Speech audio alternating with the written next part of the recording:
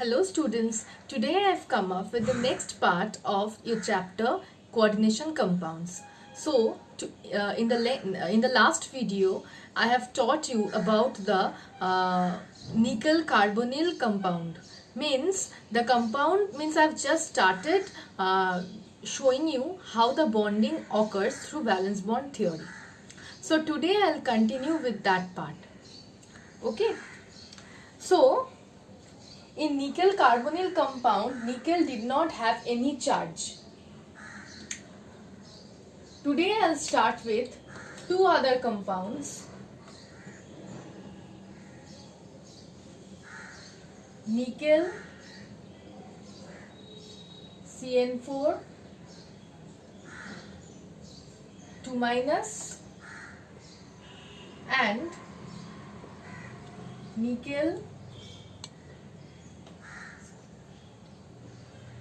Cl4 2-. You can see that in both the compounds there are 4 ligands attached to the central metal, which is nickel. Here also 4 ligands, 4 Cl. So the coordination number of the central metal, which is nickel here, is 4 in both the cases. So for coordination number 4, either the complexes will be square planar or tetrahedral. Now it is found out through the magnetic susceptibility results, or you can say magnetic moment results. In the later parts of this chapter I will show you how the magnetic moment is calculated with the help of the number of unpaired electrons. So if you see that if you see the calculations, you will easily understand that how through the help of magnetic values we can understand that how many unpaired electrons are present in a coordination compound. For the better understanding, you will understand in that part only. After doing crystal field, there only I will show you how to calculate the magnetic moment with the help of the number of unpaired electrons. Okay. Now, through the magnetic results, it is evident that this one is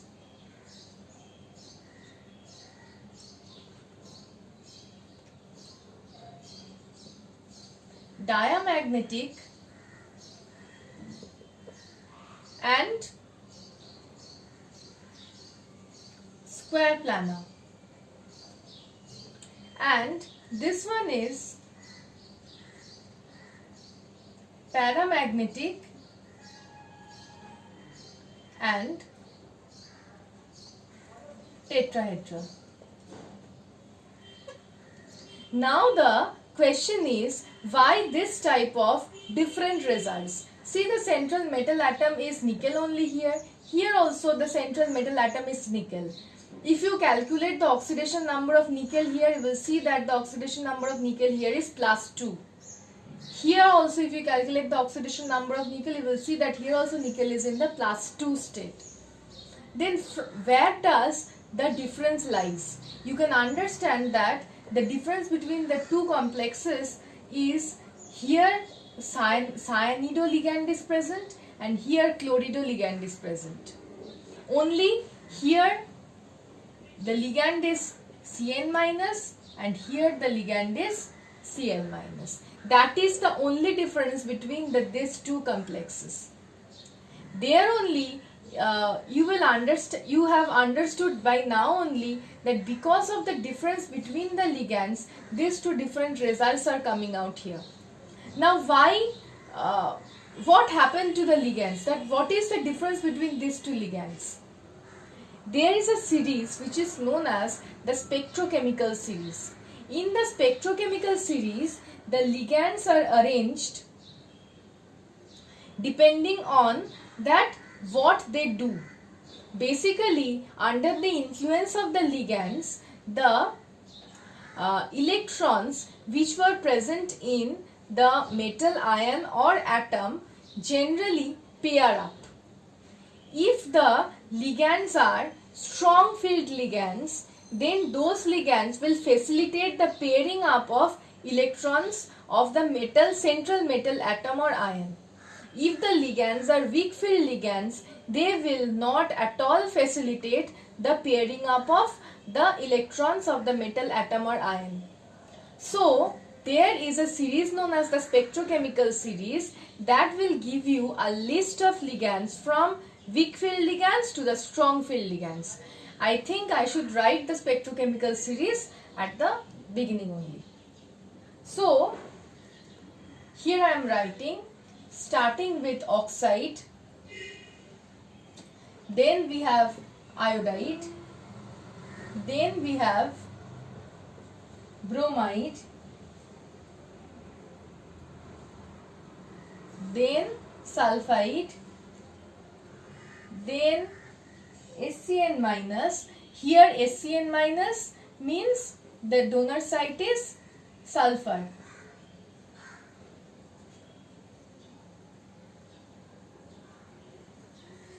After that Cl minus, after that azide, next comes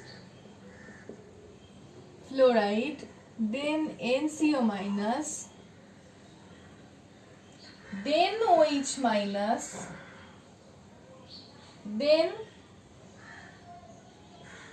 oxalate,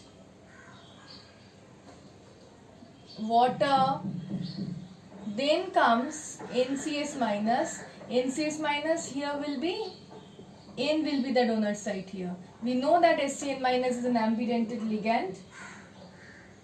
Then CH3CN. After that will be pyridine. Next will be ammonia. Next will be ethylene diamine. Then bipyridine. Then 1,10-phenanthroline. Then nitrite.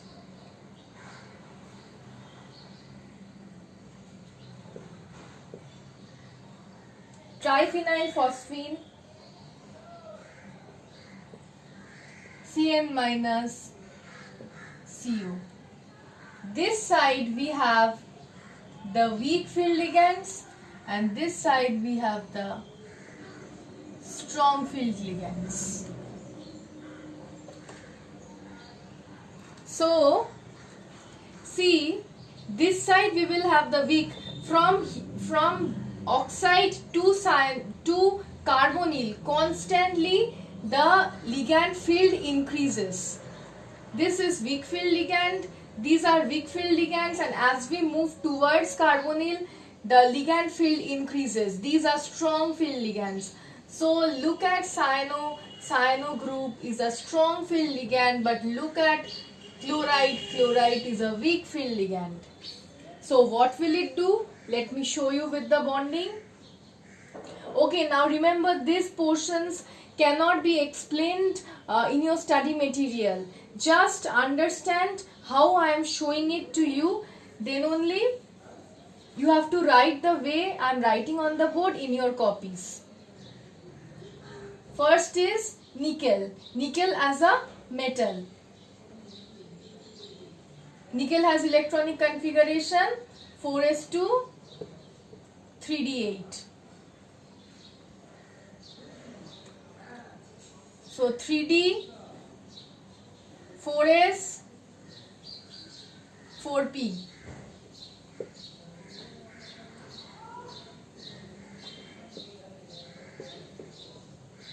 Okay, so nickel has 8, 3d8, 1, 2, 3, 4, 5, 6, 7, 8 and 4s2.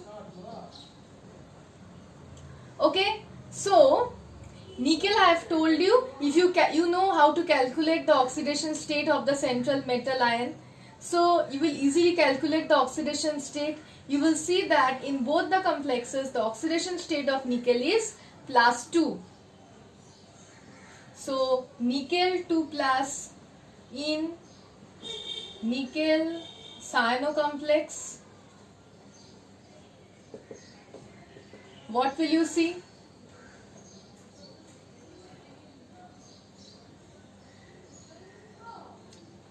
Nickel 2 plus means 2 electrons from the outermost shell will be removed. So outermost shell is the forest shell here. So electron will be removed from here. So this will remain as vacant. I have told you what happens. Cyanoligand is a strong field ligand. So strong field ligand will easily pair up the electrons present in the central metal ion. So what will it do? See, these 6 electrons are already paired, but these 2 are unpaired electrons. It will pair up under the influence of cyanoligand. These 2 electrons will pair up, and we have vacant 1 3d orbital, 4s orbital and 4p orbital. So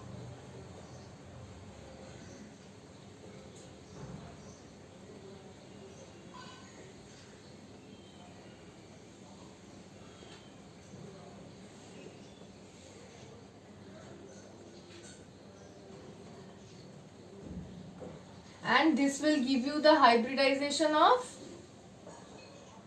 D, 1d, S and 2p, dsp2. And you know that dsp2 hybridization has a geometry of square planar.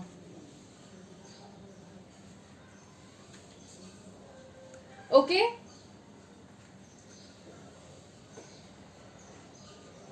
Now I will come to nickel 2 plus in nickel chloro complex.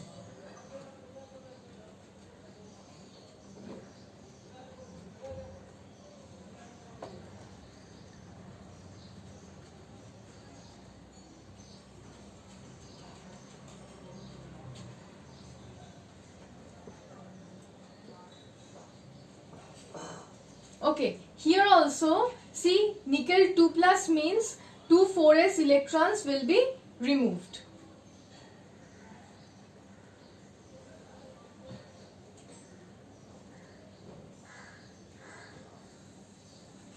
And chlorido ligand, or you can say chloride, is a weak field ligand. So this will not facilitate the pairing of the electrons here. So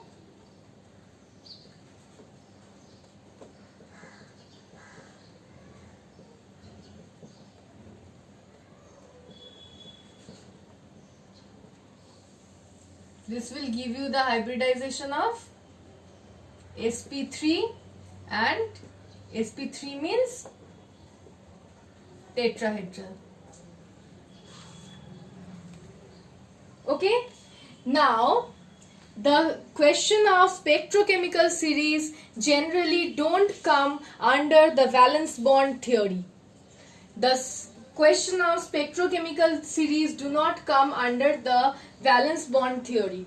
In order to explain to you that what is the difference between Cl- and Cn- ligand in both the complexes, I have told you, I have given you the spectrochemical series.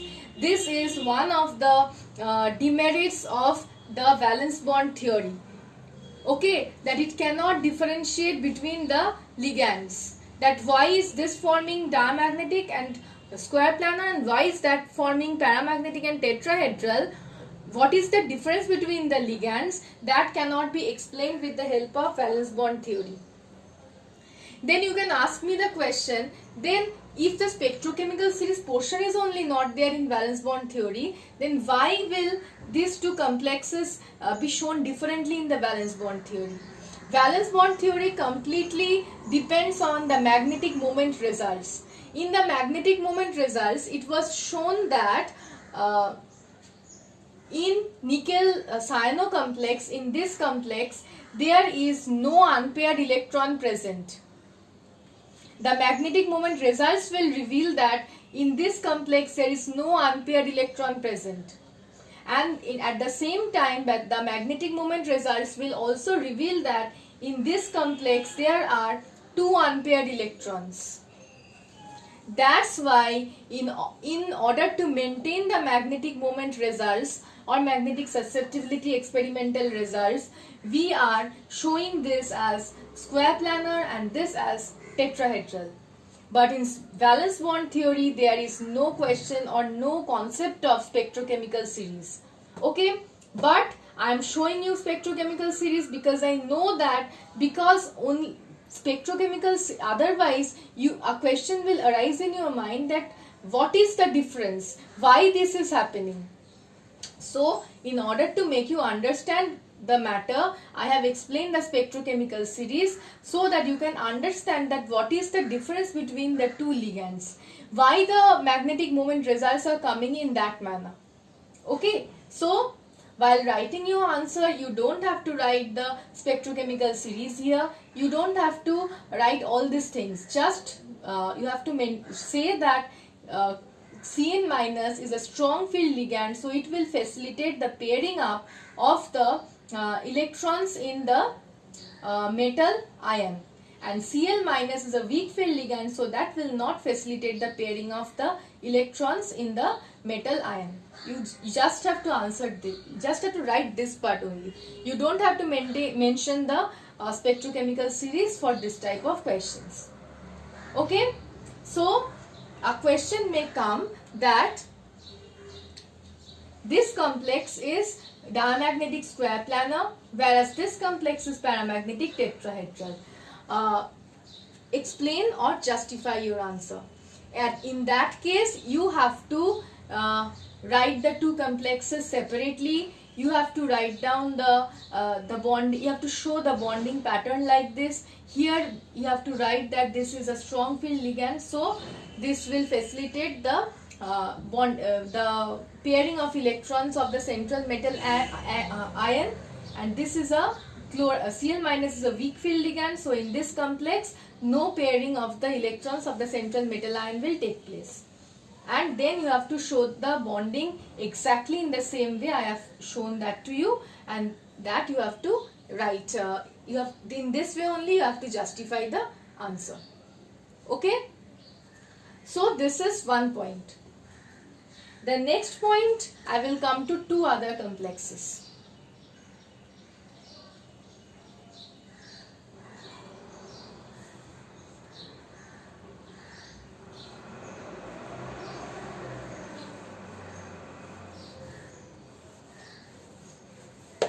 I will not rub the spectrochemical series now.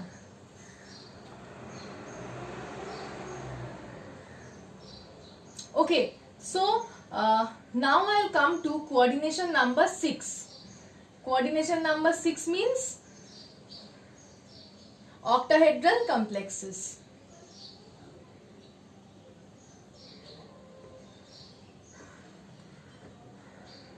I will come to two other complexes, FeCN6 3 minus and FeCN6 4 minus.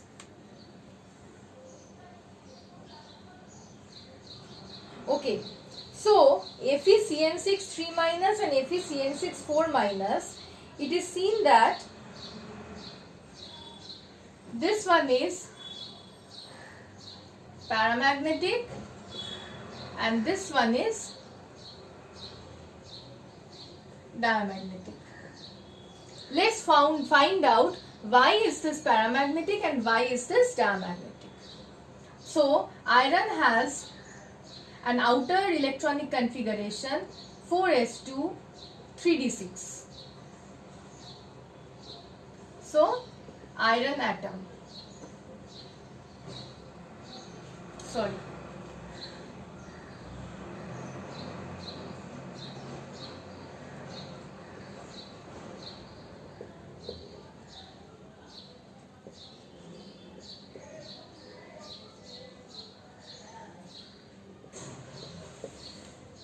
Okay, so look at this.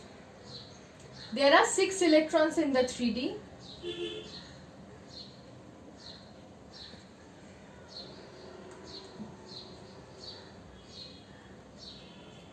Now in this complex where there is iron CN6 3 minus, in this complex if you calculate the oxidation state of the metal, you will see that iron is in +3 oxidation state. So iron 3 plus in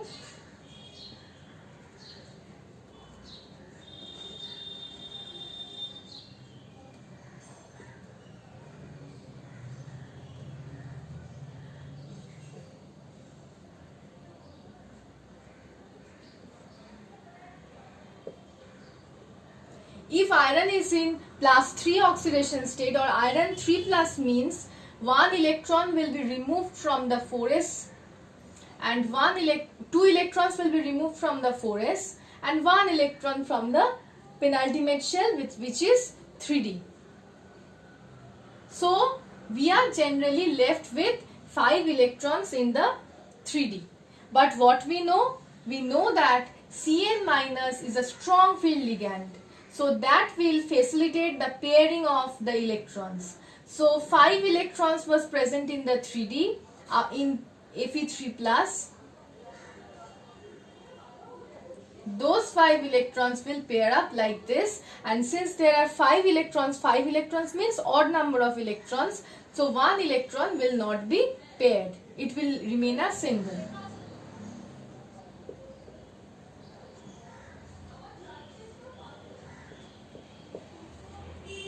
Okay, so we are left with 2 3d vacant, 1 4s vacant and 3 4p vacant orbitals. The 6 Cn minus ligands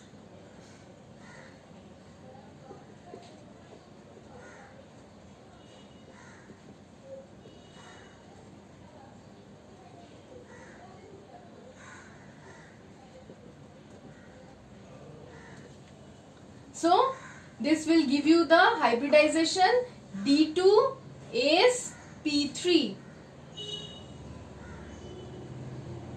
D2sp3 and octahedral you know very well.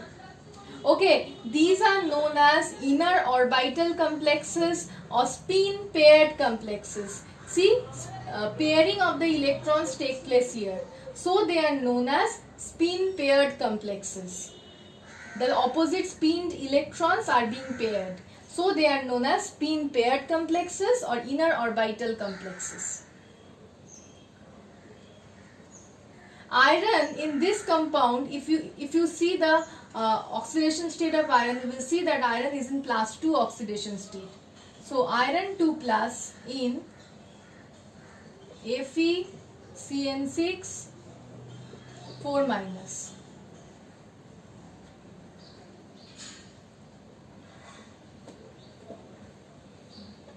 See, if iron is in +2 oxidation state, then only 2 electrons present in the 4s orbital will be removed. So we are left with 6 3d electrons. And Cn minus is a strong field ligand, so pairing up of electrons will occur.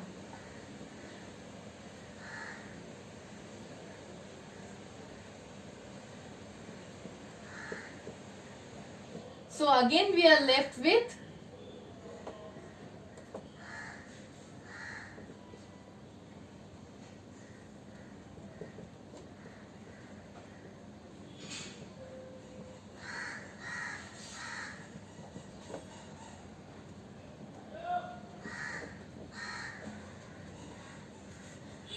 So this will give you the hybridization D2sp3.